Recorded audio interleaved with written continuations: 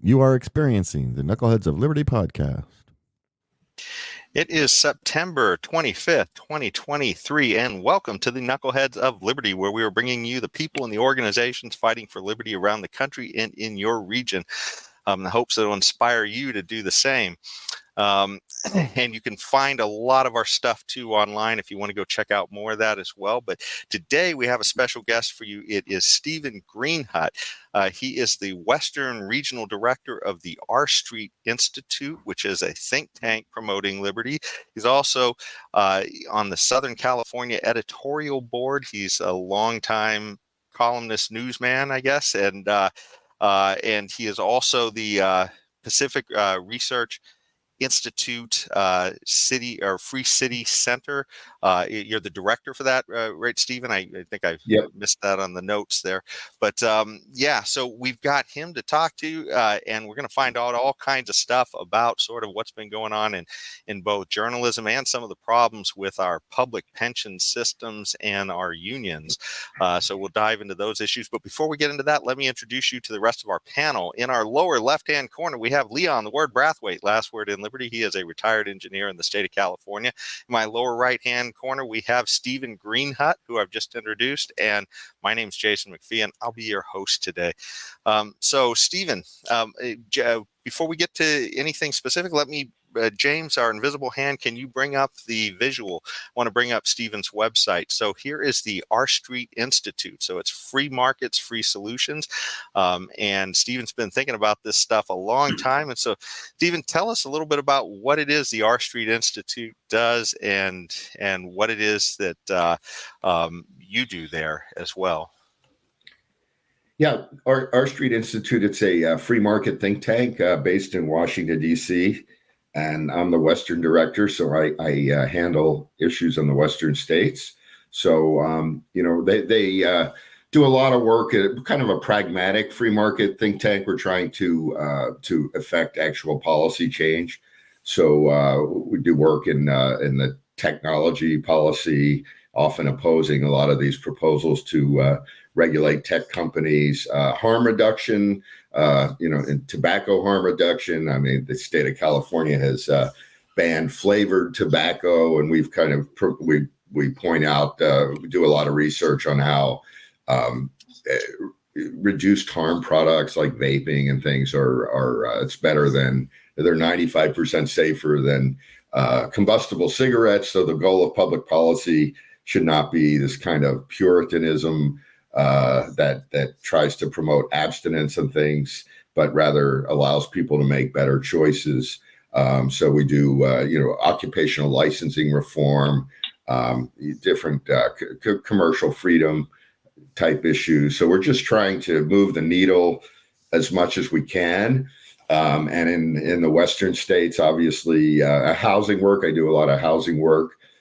Trying to promote housing, construction, additional construction of housing, increase the supply, deal with some of these regulations that make it hard to build housing and lead to our housing crisis here in the state. So we're trying to promote ideas that might actually take place. I mean, there's in the liberty movement, there are a lot of roles that can be played. One of the roles is to be more philosophical. And I do that, I think, to some degree as a writer, but there's also a role for trying to affect practical reform, and that's what R Street does. And then, as you mentioned, I'm on the Southern California News Group editorial board, so I write columns, and weekly column. I write unsigned editorials. I first came to California in the late 90s. In 98, I worked for the Lima News, which was a newspaper in Lima, Ohio, big metropolis. And then I got a job at the Orange County Register, which was at the time part of the Freedom chain, Freedom Communications. And they had a 30-some newspapers that the Hoyles family, they libertarians, great people, and they owned a chain of newspapers and that were dedicated to promoting liberty. Long tradition of liberty at the newspaper group. I mean, there's since been bankruptcies, and the new Southern California News Group is the 11 newspapers I write for are not no longer part of Freedom Communications. It's a different news group, but they've kept up the old traditions of libertarianism. And then at the Pacific Research Institute's Free Cities Center, they're a think tank now based in Pasadena area. But they're a long-standing think tank, and I do something called the Free Cities Center, which promotes market-based solutions to our urban problems.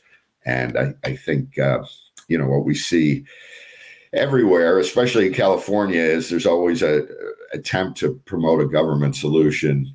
Rarely any effort to look at how poorly those solutions have fared. And we're trying to come up with good ideas, not just bashing cities. That's not. I like cities, and we're not just writing articles about how miserable things have gotten in San Francisco. We're writing it.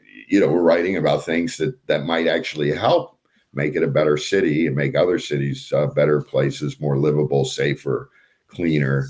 And it's meant to be productive. So in my old age, in my young age, I used to be more of a bomb thrower, but in my old age, I'm more of a let's seek out practical solutions. On my old days at the Orange County Register Editorial Board, I don't know if you've heard of Alan Bach. He passed away a few years ago, but he was always this optimist. And he always figured he was a great guy. Everyone was just this close to actually being a libertarian. And in my old age, I'm more along the lines of what Alan did, trying to promote ideas, trying to win people over with good ideas. And sometimes things do move in a good direction. And it's so you build the foundation for liberty, and then when the opportunity arises, the ideas are out there, and maybe someone will be listening. And I also want to, before we go further, just we should be fairly optimistic. I mean, if we look at the conditions of life now, they're much better than they had been. So there's progress. There's 2 steps forward, 2 steps back, but there's progress in some areas. Well, I noticed you did mention real quickly before that when the opportunity presents, well, certainly California has given us a lot of opportunities to try and improve things, right? I mean, yes. All the different things we're doing wrong. Can I give an example? I mean, back when I first came to Southern California, and which was, we were in this small city in Ohio. My wife was kind of shocked by it. I accepted the job without discussing it with her. And she's like, "What do you mean we're moving to Southern California?" I'm like, aren't we going to discuss this? My God. You sound like a central planner in your marriage. That's right. I've been married 40 years, and she was all right with it. But it just seemed I've always wanted to come out here. But when we came out here, one of the first issues I wrote about were redevelopment agencies. And those were almost every city had one. It was a little local centrally planning agencies that used tax increment financing to so-called redevelop areas, but it just became a tax grab scheme that cities used and to subsidize big box stores and shopping malls and movie theaters and auto malls and hotels as a way to get bed taxes and sales taxes. Really distorted development, especially in Southern California. And also these agencies misused eminent domain. In fact, my first book was called Abuse of Power. It was back in 2004, which was about abuses of eminent domain for private use, taking it not just to build a road, but taking a property. Cities would take a property from private owners and give it to a developer who would then build something that the city planners wanted, and that would bring in tax revenue. And eminent domain was abused wildly. So anyway, those agencies, they were really entrenched in the state, and they had the California Redevelopment Association representing them, and the League of California Cities, and redevelopment was a thing, and it wasn't going anywhere.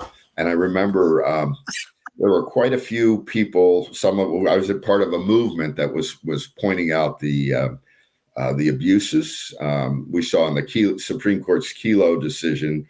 Ultimately, pointed out a lot of those abuses on a nationwide level, and people like Chris Norby. He was a libertarian, but Republican Assembly member, county supervisor in Orange County, was active in building the case against redevelopment agencies. Anyway, sure enough, the timing was right. In 2011, California faced like a $30 billion budget deficit, and Jerry Brown needed the money. And redevelopment agencies, because the state had to backfill the tax revenues that were taken from public schools and other traditional services, there was like quite a bit of money that was being diverted, and Brown needed the money, so he shut down redevelopment agencies. And the legislature passed the law. Brown signed it. It was he led the charge. The state Supreme Court upheld it, and you know what? Redevelopment agencies went away. And so I have friends of mine who say, "Yeah, but Jerry Brown didn't do it for the right reasons." And I'm like, I don't care what his reasons were. He did the right thing. So, if somebody wants to give me $1 million just to spite their spouse, I'll take it, right? I mean, if they want to do something that for the wrong reasons, I don't care. It's funny too when you mentioned. Well, I was just going to say, when you mentioned Jerry Brown and the wrong reasons, I remember specifically when he pushed the latest push in minimum wage. And he literally just said he was doing it for the wrong reasons. He said, I know there's a lot of economists who say this stuff won't work, but we're going to do it anyway. So he said that in the press conference. It doesn't surprise me. I mean, Brown was an interesting character. I like him. He did some good things. He did some terrible things, but eliminating redevelopment was an amazing thing. It did advance liberty because although our state we never reformed our eminent domain laws like many other states did after the Kelo decision. By removing redevelopment, it removed the financial incentive to use eminent domain as frequently it was done before. And so that was a good thing. And then there have been efforts to bring it back, but they've failed. And the time has passed, and that was an advancement, liberty. And I like to bring that up as an example because it shows that even when it seems really hopeless, I remember meeting in these hotels with activists who would share their horrible stories. One of them, I was standing next to Tom McClintock, who. And we both stood up and gave Maxine Waters a standing ovation because on that one issue, she was really good because she talked about what LAUSD did in South Central Los Angeles in abusing eminent domain. So so you build the foundation, and then maybe the time will be right. And you'll see it's like a dam break, right? It all builds up, and then so that's why we do this, not because. So Stephen, you raised the Kelo decision, which I believe was decided in the late 1990s, which to me was a big anti-property rights decision, quite frankly. But I don't know how you feel about the decision itself. But the question I really have: does the R Institute, in terms of promoting liberty, does the R Institute, do they get involved in actual litigation? No, we don't. R Street Institute. Kelo was a little later than that, but it was like 2005, I think. But anyway, it was a terrible decision. Yeah, it was a terrible decision. But Justice Sandra Day O'Connor's dissent was brilliant. And, yes, I remember that. Yes, and then the justices essentially encouraged states to pass laws reforming eminent domain, and most of them did. California, the law that we passed was ultimately written by supporters of redevelopment, which just goes to show. So we never did that. But the decision, it was a terrible decision, but it certainly spotlighted the abuses of eminent domain. It centered on was it a Pfizer proposal in New London, Connecticut? They were going to build some sort of headquarters, and would have eliminated the Fort Trumbull neighborhood, and they knocked down the neighborhood, and then nothing ever. I don't think anything's ever been built since. And I've covered those throughout California, mostly Southern California, some of these redevelopment projects, and my role at the Orange County Register editorial board back then, when I used to work full time for them, we really attacked some of these proposals. There was one that would have in Garden Grove that would have obliterated a middle class neighborhood for the city to build a theme park on spec to compete with the Disneyland up the road. There were some really crazy things. There were some really crazy ideas. I mean, you don't want government when government serves as a central planner, it's amazing the stupidity and the destruction that you'll get. I mean, downtown Anaheim, and I'm sorry I've gone off on a tangent, so I'll stop quickly. But downtown Anaheim used to have one of the most beautiful downtown in Southern California, and the redevelopment agency in the 70s pretty much bulldozed it. So you don't want government officials to have that kind of power, and that's pretty much the lesson on eminent domain that I learned. You see, but this is the problem, and this to me was the big problem with the Kelo decision. But the Kelo decision to me gave central planners even more power to pick winners and losers. And we know the government is only good at producing one thing, which is misery. That's all they do. They're very good at that. But which raises the question, though. How do we keep government in its assigned role? I mean, there are essential things that the government must do. I would agree to that. But how do we keep them to its constitutional duty without them always finding innovative ways to get beyond what is required of them in terms of limiting their scope in our lives? I mean, that's the eternal question, isn't it? I mean, it's, well, at least let me hear your perspective on it. At least your perspective. Somewhere. So, yeah, I mean, that's what we're doing. That's what this is all about. Fighting the battles in wherever we can, and staying focused. Yeah. So on the eminent domain issue, you pushed for you make a push in the courts and there are all sorts of efforts, and there's no simple solution. It's this eternal vigilance, and that's true on every area. I mean, in policing, with trying to rein in some of these, qualified immunity. There's so many battles to fight. And part of the battle is to inform people of the value of liberty, because if people really value liberty, it's harder for government to take control over things it ought not to do. And I'm not an anarcho-capitalist. I believe there is a role for government. I mean, whenever I talk to it should be very limited.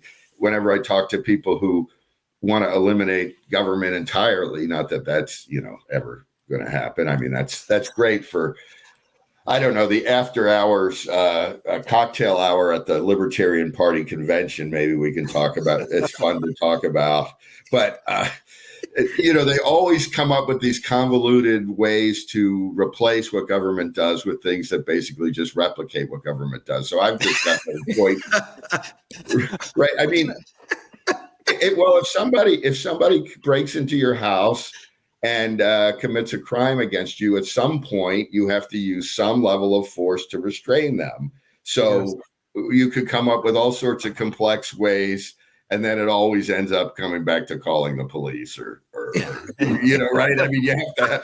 So we could come up with all sorts of private alternatives, but ultimately you still have to be able to detain the person that's trying to kill you. So I don't worry as much about. I think there's a vast amount of reform that's needed on these fundamental services.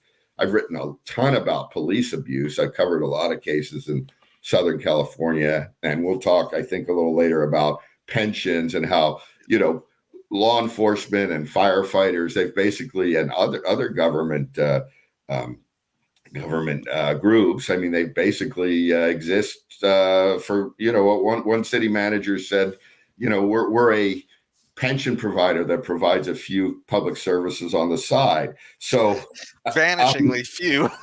Yeah, exactly. So it's crazy. So all these, even the things that government ought to be doing, or at least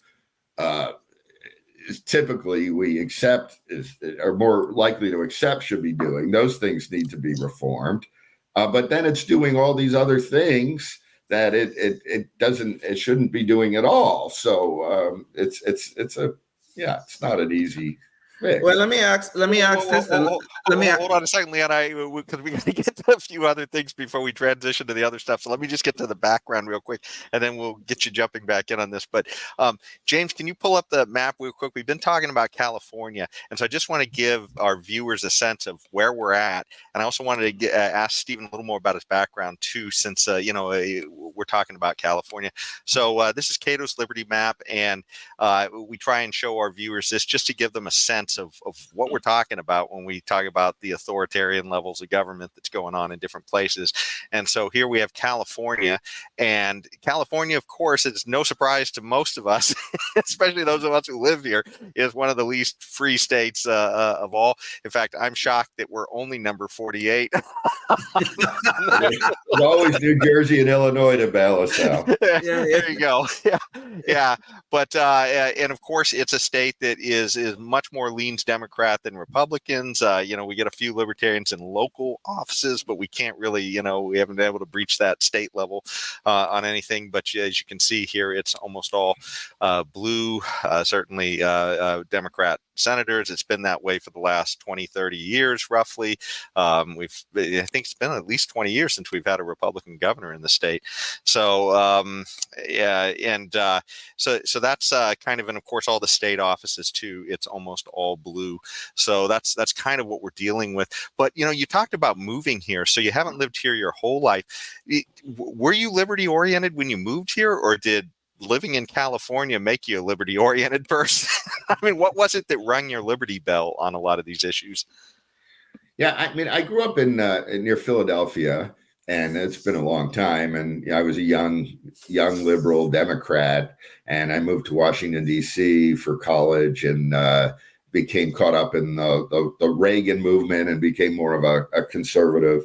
And then moved when ultimately I ended up at the newspaper, the Lima News in Ohio, which is the Freedom Communications newspaper. And I was, very liberty oriented at that point. And then that really helped focus my thinking, working for a libertarian newspaper and having to write editorials and columns, and it really honed my thinking about liberty.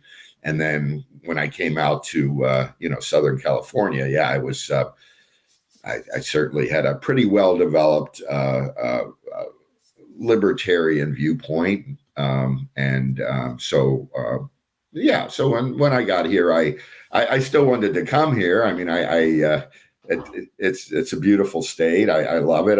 I've since been to every one of the 58 counties, every city and town of any note. I love the state. It's great. And I think that one of the things about being in California, whenever you see a negative list of something, it's real easy. You just go to the bottom. And the rankings, there are all sorts of rankings, on anything, home affordability, freedom, whatever. You go to the bottom, and there's California. And then, our Democratic friends like to say, yeah, but we're the 5th largest economy in the world. And they obviously never learned the word despite. It's such, right, despite everything. Yeah, they're working on eroding that. Yeah, it's still a great state despite all their efforts to make it less so. And I've been here. I've been here long enough now to have watched. When I got here, we still had a Republican governor. Republicans could still occasionally win statewide office. And that's changed quite a bit. And I was looking at the statewide, the statewide vote count from the last election, and it's pretty much on all statewide offices. It's like 60-40 Democrats. And now we're at the point where the Republicans, not that Republicans, you guys are libertarians, but Republicans aren't exactly great shakes, but they're not in favor of liberty in their own areas, right? They're in favor of it, except when they're not. And but still, it's nice to have a two-party state. And if you got the Republican name, the only non-Democrat who's come close was I think Steve Poizner ran for insurance commissioner again, and he came very close as a no party preference. Not that he was a great insurance commissioner in the past, but anyway, it's just the way it is. So you mentioned some libertarians at the local level. I'm not sure of many that even win local seats. I know Jeff Hewitt was the Riverside County supervisor, and that was a pretty high level elected position for a libertarian. And when he was mayor of Calamasa, he helped institute a pretty significant firefighting reform. And then it was Republicans who couldn't stand that, and they authored bills to make sure it couldn't happen anywhere else statewide. Republicans, because of their alliance with the public safety unions. So we can't really rely on Republicans, can we? Yeah. Well, and as far as those offices go, that's exactly like what I'm talking about. These things like city council member, mayor, and some of these smaller areas and stuff. Because we've interviewed at least one on our show from Southern California area, and of course across the country, we've been interviewing a lot of people from different local offices. But that's all we're seeing, obviously, and they're not winning, are they? I mean, not many. Well, occasionally there are. There's a few. In fact, we not so much in California. There's about 5 or 6, but you can actually go to the Libertarian Party's website, and they have a link for elected officials, and so you can actually find all the people who declare themselves as libertarians and who have actually won local offices and stuff. And so that's actually as a little secret. That's how I get some of our guests on the show. And there was a woman. There was a woman who was a libertarian who was the mayor of, I forgot what city it was here in California. We interviewed her. I'd have to look it up again real quick because it's been a while. It's been about a year since we interviewed her. Yes. But it's so there's a few. I felt like it was almost like a unicorn because they had a city council of 5 people, and she had convinced a couple others to switch over to Libertarian, and then they summarily got rejected in the next election. She told me. That's usually what happens. I remember when I used to go. Hold on, just a second. Let me break in for time. If you're watching us on public access, we've got to go, but you can catch the rest of this conversation on our other websites, Rumble, the Spotify, YouTube, and Facebook. Just look up knuckleheadsofliberty.com, and you can find the rest of this conversation and a lot of others too. So join us there. Okay, back to the show. Go ahead, Steven. When I used to go to libertarian events, remember they'd bring out the people, the elected officials, and it was always something like, dog catcher, and it was water board. I mean, I'm not saying these don't have their role, but as an elected movement, there hasn't been a lot of headway. Although I do think with city council elections being technically nonpartisan, we know that's just a technicality. The parties always get involved in them, but still, it does offer an opportunity.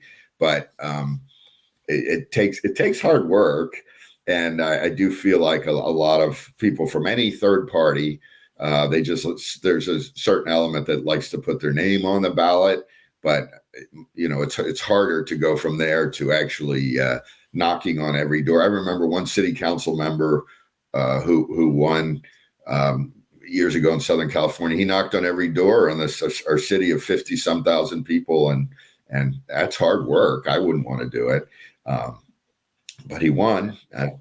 So it's retail politics is still important. Well, a lot of these So, people too who are getting elected, they're in very small areas. So, but I did want to start a push us on toward one of the other topics too, Sure. because we definitely want to hit our discussions on unions and stuff. But because we have you on the show and you've been a journalist, I didn't want to let it go without asking you. We've been seeing this erosion of, I guess, liberty values in journalism, and it's refreshing to hear you talk about you're part of a news group that really pushes that. But what's your perspective on this as a journalist, seeing all of these people in journalism sort of come, not standing up for people like Julian Assange and other things like that? It just seems like we've really kind of are turning upside down as a society. Yeah, my views on where journalism have gone are a little complex. I don't think things have gotten worse. I mean, when I got into, I'm old enough now. I'm 63, so I remember the previous journalism era, and I kind of laugh now. I'll read, especially conservatives will say this a lot when social media about the good old days when journalists just stuck to the facts, and then which is it's so hilariously idiotic, and then there's this idea that these are like the worst of times in journalism, which is, I'm like, wow, that's not the world I grew up in. When I was younger and wanted to get into journalism, this was, it was before the internet.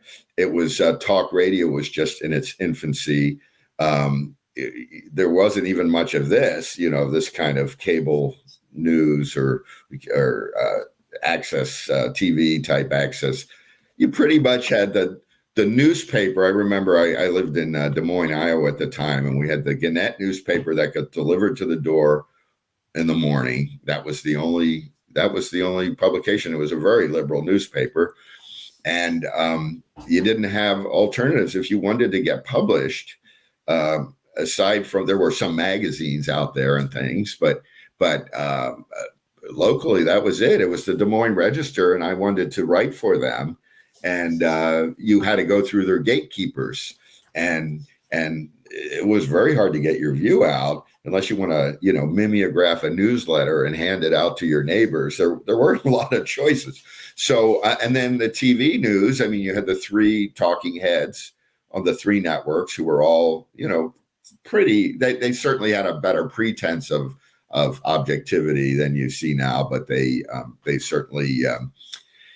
certainly had a point of view and a lot of things. And it's funny too, because they almost seemed interchangeable. I mean, you could change the channel, right, and it was almost the same stuff no matter what. Right. It was the same stories, right? So the same basic stories. And then I remember I used to get so mad because there were stories that I thought ought to have been covered and weren't getting covered. So then we had this whole explosion with the internet, talk radio. And then all of a sudden, all sorts of views could get aired. And now I was so naive. I thought that with the internet explosion, that people would seek out good information and would become much more informed voters.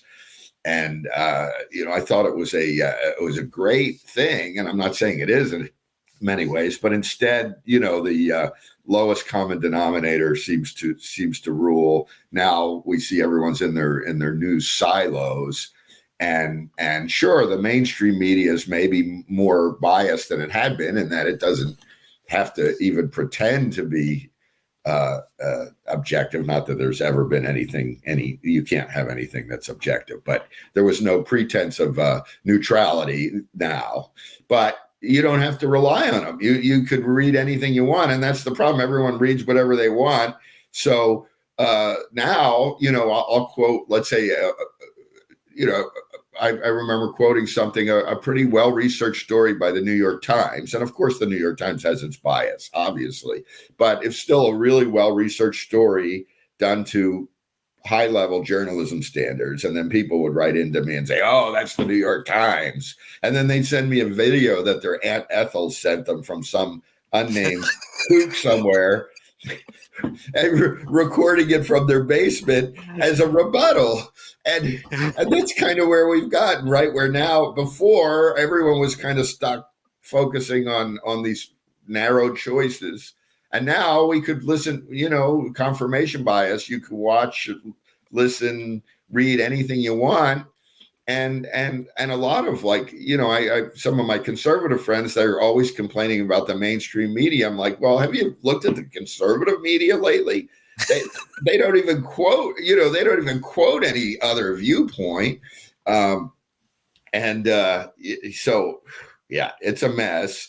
But I don't think it's like all of a sudden journalists have become different.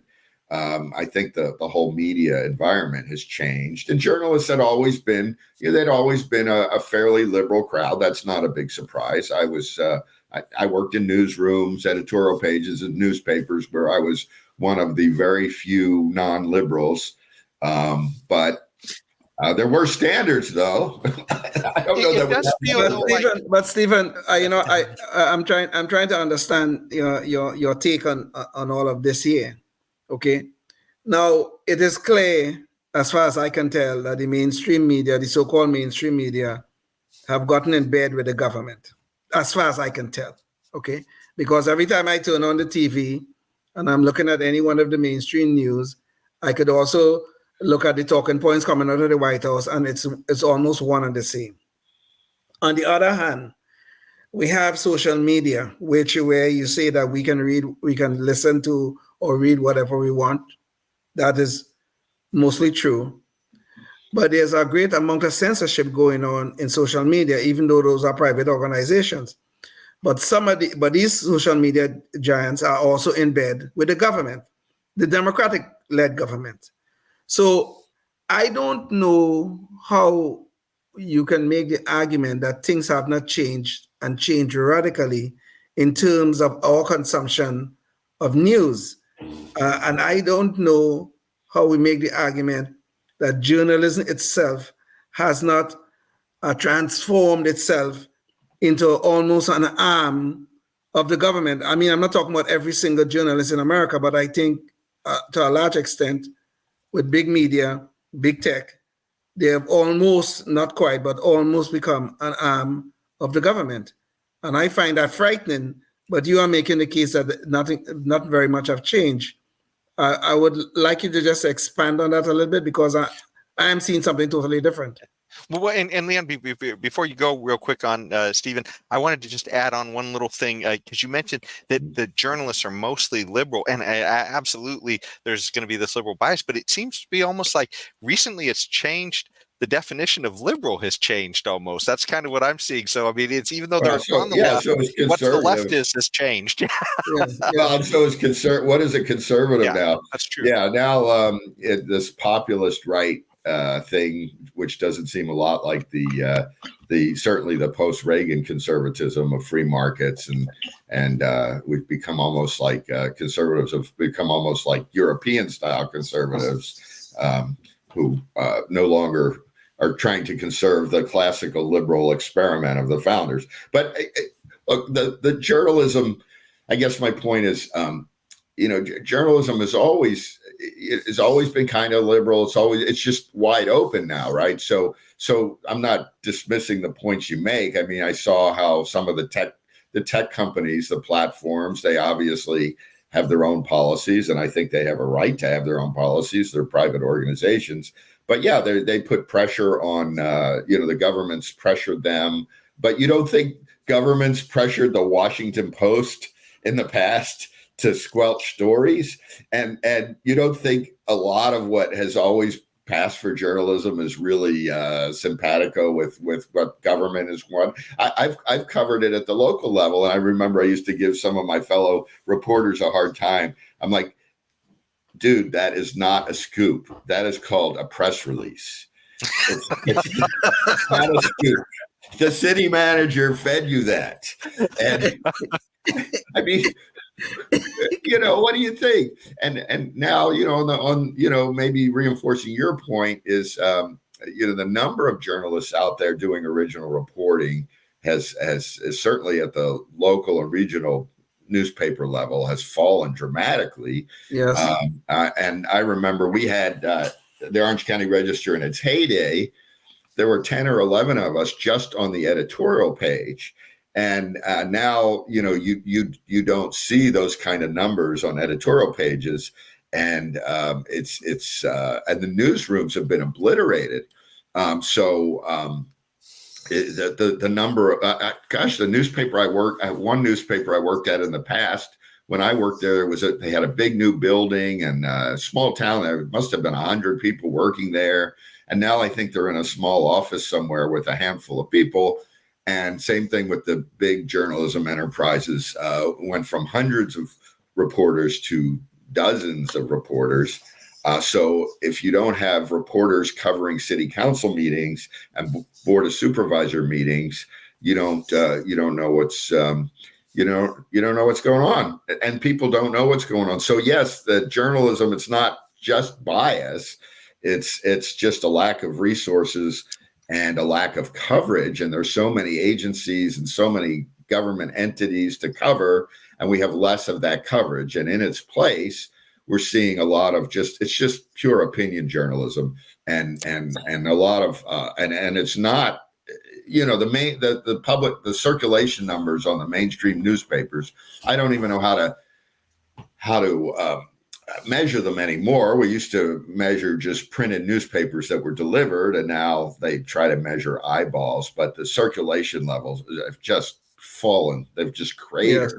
Yes. So those people who are railing against the mainstream media, they're certainly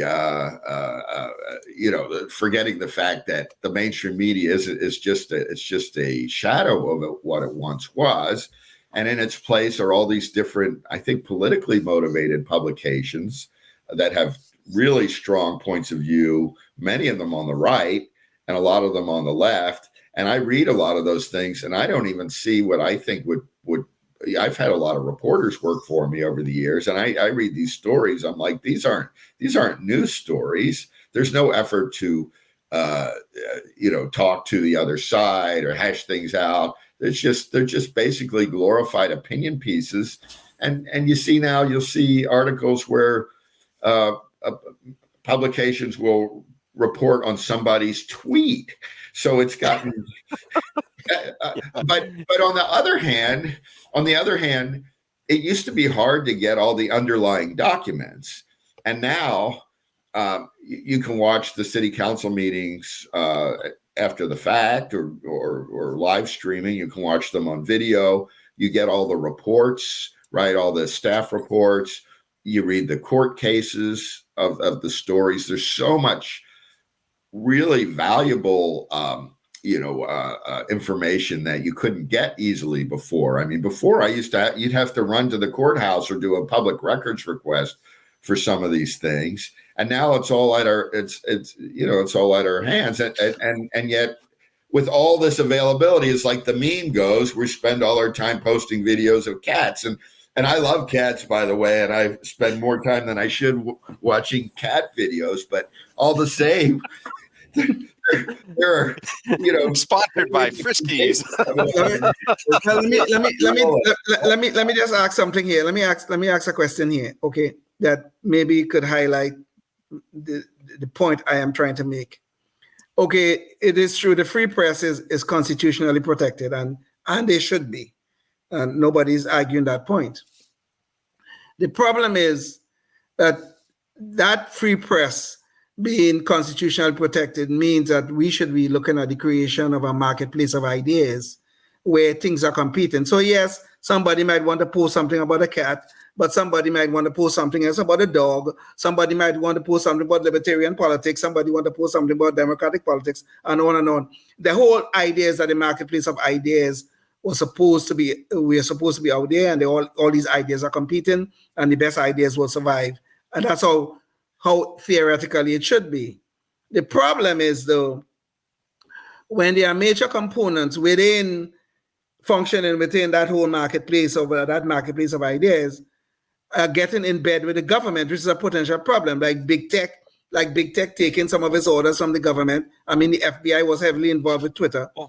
Leon, let me jump in real quick with one thought, because it was something that dovetails right to what you're saying. But specifically, like you were talking so much about, Stephen, how easy it, or how I guess how hard it used to be to get the actual information and the real legwork. But when we look at something like the Hunter Biden laptop story, I mean, literally, it was just kind of teed up there. The New York Post had it out there. Very good example. And it was like, nobody really wanted to even inquire about it. I mean, and they still don't. And the government was just sort of telling everybody, "Oh, don't worry, that's Russian propaganda," and the media and almost as a whole just said, "Oh, okay, it's Russian propaganda." No, but I want to add something to that point. That point you're making, Jason, that's a very good point to raise. But I want to add something to that. You know, there's good data to suggest that if the Hunter Biden laptop was allowed to be in that marketplace of ideas, it might have changed. It might have. I cannot say with certainty. It might have changed the outcome of the elections. So the suppression of that laptop actually changed the direction of this country. Well, I see that as a real problem. That's true about it. I mean, I remember in the days of the the good old days when there were during past elections, when there was this huge effort to suppress stories and we were totally dependent on these three networks. And I remember when Dan Quayle, misspelled potato.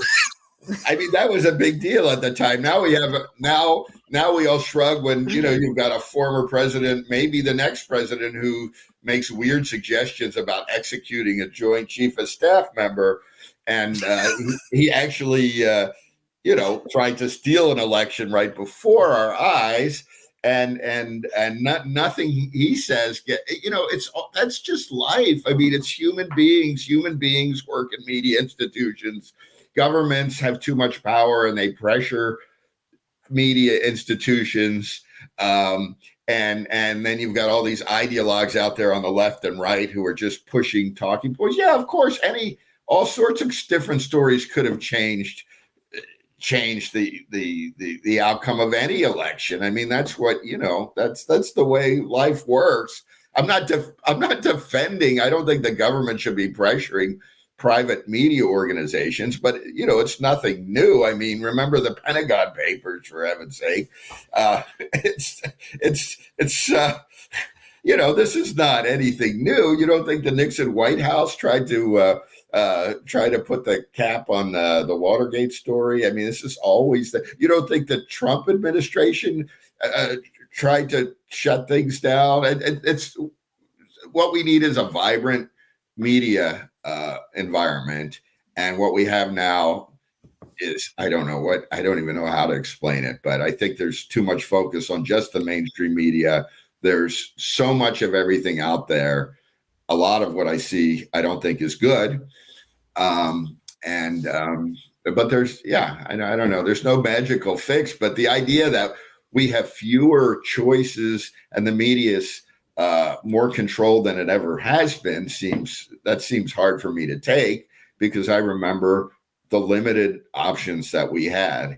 And then you talk about, and some of this is just ideological, right? I mean, Fox News strikes me as, a lot of it seems like state-run TV, but it's not being directed by anyone. It's just, that's the viewpoint of the people who run the network. And MSNBC seems the same way, right? So it's just so that with all this Twitter files stuff that we did start hearing about, it did seem like government. Well, of course, like you're saying, government was probably strong arming the big networks back. And we're reading about it now, right? I mean, we're it's remember in the past, and I'm not trying to defend anything that you're pointing out or anything that's happening now, but in the past, things really would just get suppressed, and there were very few other ways to hear about them. Yeah. I mean, when you had three networks and no talk radio, no internet, three networks and the daily newspaper, if your editor at the very liberal daily newspaper, most likely in the town that you lived in, chose not to put that on the front page or anywhere in the paper, where would you hear about it? Yeah. You wouldn't. Okay. The problem is, it's a consumer-driven thing, and what happens when, I don't know, like in anything, we all know the restaurant down the street that offers really delicious, healthy, good quality food, and you got people like me who prefer, the fried chicken joint and the greasy burger joint. I mean, you can't force people to go eat a healthy meal. You can't force them to want to go and read the city council minutes. I mean, I've watched, CalPERS hearings. Talk about, I guess I need a life, but I'll watch those things, and it's amazing the information that you see if you're willing to. But most people are not. It's the libertarian thing, rational ignorance, right? How much time are you going to spend learning about CalPERS when it has very little influence on your life, even though broadly speaking, it has a lot of influence on the state budget and those sorts of things. Well, which is a great reason to keep government small so that we don't have to spend much of our time worrying about what they're doing. It should be so small we shouldn't care who the president is, but that train's left the station. Yeah, but when you were talking about CalPERS, that's a great segue. And unfortunately, we're going to have to probably try and squeeze it a little because we've gone so far over on other stuff. But you wrote a book called Plunder, and it was James. Can you pull up the visual? And it's how public employee unions are raiding the treasuries, controlling our lives, and bankrupting the nation. And certainly, we've seen the power of these unions within California, especially the public employees unions. It's living in Sacramento, you can't not know somebody who doesn't have a family member or who isn't themselves working for government and somehow tied into all this. So, certainly unions are having a huge impact on the state and the country, but mostly, governance, because of all of these, at the state level, all of these union members who are, they have pensions. Most of the jobs are getting, more and more stuff is getting shifted toward union work within government. And so it's creating a big problem with the public pension. So this is a 2019 thing where the PPIC was essentially showing the unfunded liabilities are starting to get out of control with the pensions here in California. And this here is an article from the Center Square that's talking about California. We have a $1.5 trillion public pension debt load, which I'm not 100% sure what that means, but essentially it's a few years later on that whole PPIC report, and the problem's gotten bigger. And is there any end in sight? It almost seems like we're headed toward a Titanic collapse here in California that may be being steered by the pensions. What are your thoughts on some of this, Steven? Especially since you wrote a book on this. It's a little more than a decade ago, I think now. But it's are we closer to collapse, I guess, than we were back when you wrote this? It hasn't gotten better. That's for sure. Well, it's totally tied to the pension debt, and what's going to happen is tied to stock market returns, and where basically the pension funds make a guess on future returns, paying for the current benefits and the benefits for future retirees. So I think CalPERS, the largest pension fund in the country, is funded at, I think, in the 70-something%, which means it has 70% of the money available to make good on all the promises that it's made. I think there have been efforts in the whole pension reform issue back in 2011, 2012. It was a big thing back when the state had a budget crisis and a number of events. There was a confluence of events and concerns about the pension systems. And then what we saw where there were efforts at reform. Jerry Brown signed PEPRA, the Public Employees Pension Reform Act, which modestly trimmed pensions. And different cities like San Diego passed a pension reform. And then the state agency essentially killed it. The California rule, which is basically, it's not even a rule. It's just called the California rule. It's a series of court interpretations. It says that you cannot reduce pensions or any benefits for public employees going forward unless you give them something of equal value. So that killed the reform in San Jose. The legislature is not going to touch it because they're owned essentially by the public employee unions. I mean, the public employee unions have exorbitant power there. So nothing's going to happen. Pensions are a senior obligation of the state. That means if everything collapses, they're the first thing to get paid. So we'll have public employees living up in Coeur d'Alene, Idaho, enjoying themselves, even if the state collapses. We have something called crowd out. Cities are paying so much in pensions that it's crowding out all these other public services. If you really want to blow your mind, go to Transparent California and look at what some of these public employees earn and receive in pensions, and you'll see police sergeants $500,000, $600,000, $700,000 a year. There's the 3% at 50 retirement benefits, so they retire with 90% of their final year's pay. It's just amazing the amount of greed and the unions just have been able to rig all the rules in their favor so that the kind of pay, when you hear policymakers complain that we can't hire enough police or whatever it is, take a look at what they're paying the current ones and the retirees. There's this shadow workforce of retirees. So it's a mess. It's driven by union power. Public employees get outrageous, especially in the public safety segment. Your typical firefighter in California, total compensation package is what, $225, something north of there. You have cities where they're making $300,000 a year. You have captains making twice that in some cases. I mean, that's crazy. I mean, we're not saying you don't pay someone a fair wage, but it's crazy. And no wonder we don't have any money.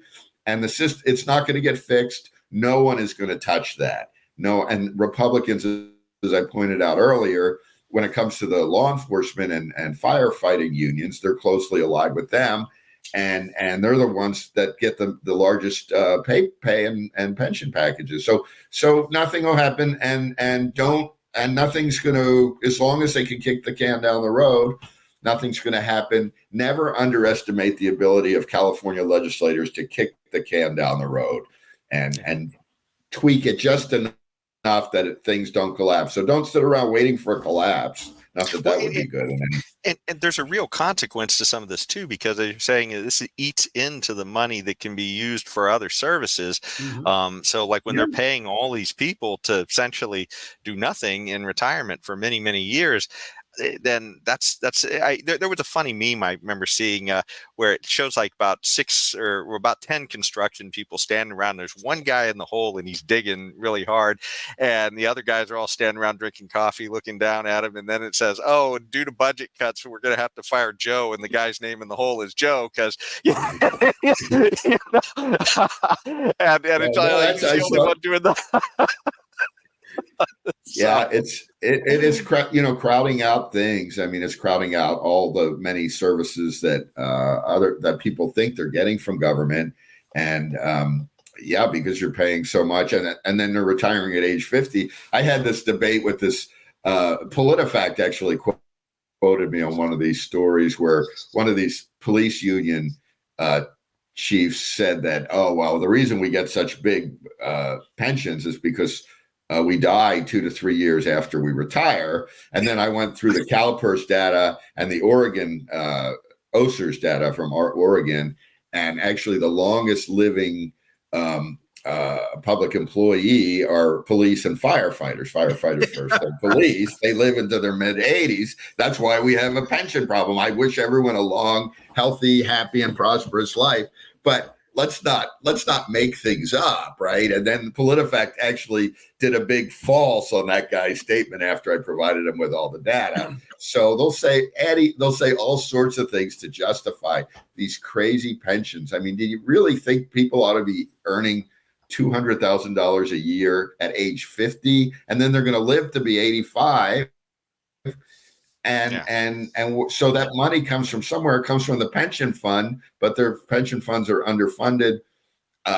It's a system designed by the people who benefit from the system, and that's the whole problem with public sector unions. And my book was only about public sector unions, not private unions, which are they have their own problems, but it's a totally different animal. Yes. In the private sector, you can't kill the host. Well, you can. I grew up in Pennsylvania and I saw them do that. But if you do kill the host, you're in a world of hurt. Here, there's at least a little moral hazard. The unions here elect the people that they then negotiate with. Exactly. That is a major. That's a major point you're making there, and that's a major corruption that is ongoing. So I remember. Yeah, that's the problem, right? I remember seeing there was a report in Orange County after there was a deal to boost the salary for public employees. The head of the union and the head of negotiations for representing taxpayers supposedly were seen at a Santa Ana restaurant splitting a bottle of champagne. I thought, to me, that's the picture of what's going on here. Exactly. Nobody. Now, we the taxpayers. Now, full disclosure, I'm a retired public employee. Okay. I gathered that when you said you worked for the state. Yes. I wasn't going to mention it. I was going to tease you about it, but you mentioned it. So in Sacramento, you can't even have a libertarian show without somebody who's yes. Imagine that. Everything's distorted. Everything's distorted in California. Even libertarians. Even libertarians get sucked into this damn nonsense. But just in my full disclosure, I was forced to pay union dues. Okay, forced. I really mean that. Force of law until 2018, I think, or something like that. Something like that. But the whole point is though. I think here you just pointed to the major problem that we see with public employees and public employee unions, I should say. And Franklin Delano Roosevelt made this very point about the dangers of public employee unions because it can change the direction of the sovereign being the government in his speech. The thing is that in these negotiations, when the unions help elect the politicians and then they end up negotiating with these same people, no one is really representing the taxpayer who is paying the bill. Nobody's representing them. And this is a real problem. This is a major corruption that is ongoing. And this speaks directly to the problems that you are pointing out in your book, Plunder. I've never read the book, but based upon what you're saying here, I can see this very problem being highlighted. Well, it's funny too. They use. Sorry. I was just going to say, and they wind up getting the money from the essentially the government through the employees who they argue for a better pay for, and then they essentially take those fees out and use that to re-lobby against the same people that they're negotiating with. So just and help fund their campaigns and stuff. So and not just fund their campaigns, but it sounds like they are really critical in going after people they don't like too. It's not necessarily being for someone; it's being not being on their hate list. I guess is true. It's a big issue. I mentioned earlier the effort to the legislature passed a law to stop cities from doing what Calamasa did, which was and also Placentia. They created their own fire departments to get out from under the CalPERS pension requirements. And then the legislature passed a law so that no other city can do that. So they're not just boosting their own benefits and pay; they're shutting down alternatives. And a union-controlled PERB, the Public Employment Relations Board, a state agency that's very union-friendly, shut down the San Diego initiative that would have reformed pensions by claiming that the right to meet and confer supersedes the right of voters to have a say.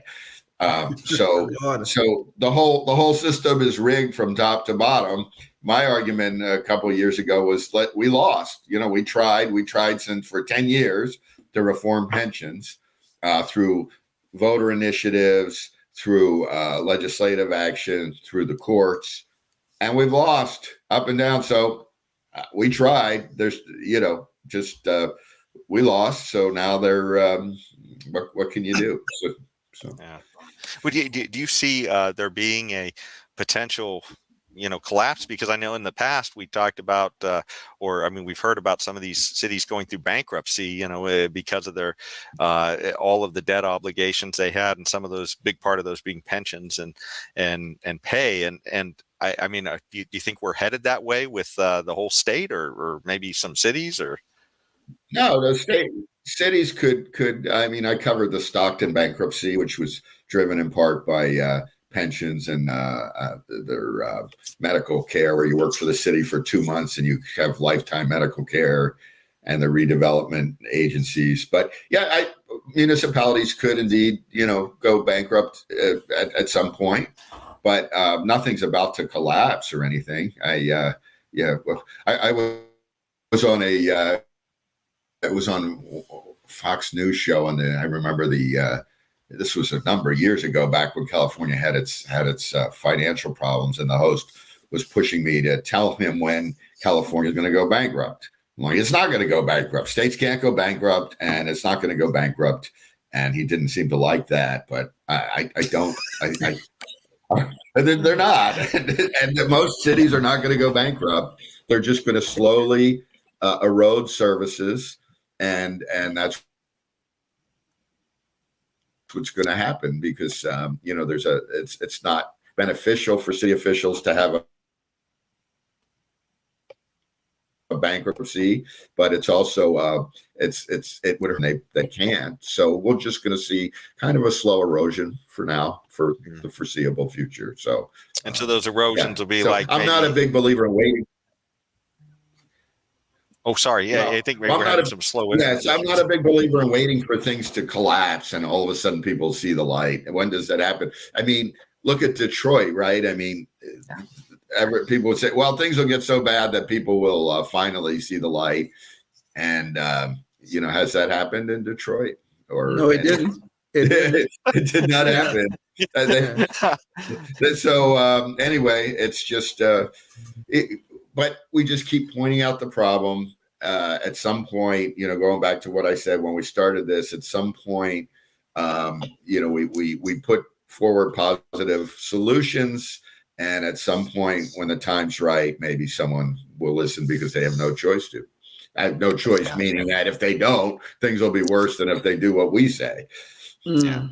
Yeah, essentially getting to like 1 hour police response times and other things like that. I mean, those are all consequences of spending so much money in some places that you don't have it for the actual services people are demanding at the moment. But well, I guess we're getting we've gone over the hour, and so we had wanted to talk about ESG as well, but I'm going to kick that since I don't want to be Steven's time anymore. Yeah, but I did want to get to the Knucklehead Noise Patrol. This will be real quick, but so James, maybe you could bring up the visual. This just kind of underscores kind of the craziness of unions. And this is a union president of the CTU, the Chicago Teachers Union, and she had called essentially private schools fascist and racist, and was completely trying to kill school choice reforms that were headed that way.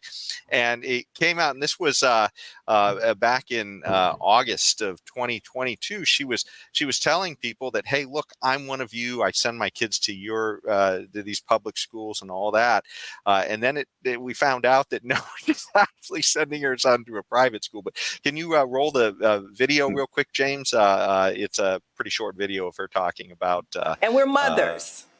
And we send our children to the Chicago public schools. And remember, we live next door to you. So we work. We live next door to you. We're raising our families in the same neighborhoods. Think about who we are.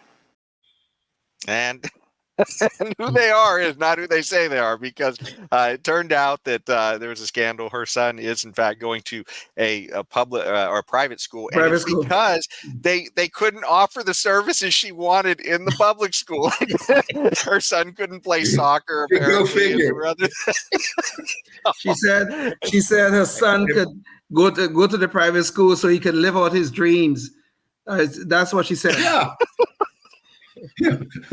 Well, no one else has dreams either. Yes, of course. Yeah. I don't begrudge her for giving her son the best opportunity possible.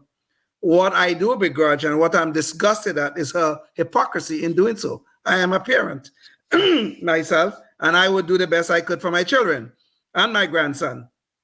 But don't be a damn hypocrite jumping up and down about, public school and school choices racist and school choices this. What about all of the black and brown kids in Chicago who can't live out their dreams too because they are stuck? They are stuck in these rotten, this national disgrace of what we call public education. What about those people? They don't have dreams too, right? I guess not. No soccer for them. No soccer for them, of course not. Jeez. So, well, I think that reaches us to about the end of the show. And Steven, did you have any final thoughts you want to leave the audience with? About journalism, what you're doing, any new projects, anything? I think Leon's final thought is a good ending point. We respect her as a parent for making the right decision, but why can't other parents have that same decision? It's the hypocrisy. Absolutely. Yeah.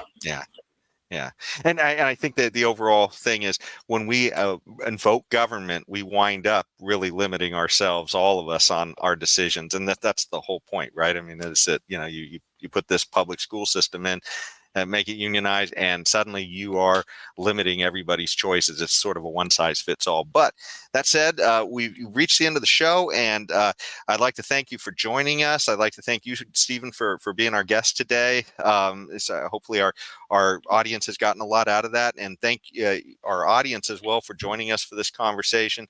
I'd encourage you to go online and check us out on Rumble, YouTube, Spotify, and Facebook. Just look for knuckleheadsofliberty.com, where you can find us talking to people like Steven and others who are fighting for liberty across the country and in your region. And before the next show, think about what you can do in your region to make a difference too. So thanks so much for joining us again. And until next time, stay tuned and stay free. Yes, indeed. Thank you. Thank you. Life, liberty, and the pursuit of happiness, always and forever. Thank you for listening to the Knuckleheads of Liberty podcast. Find us on Facebook, Rumble, YouTube, your favorite podcast network, and at knuckleheadsofliberty.com.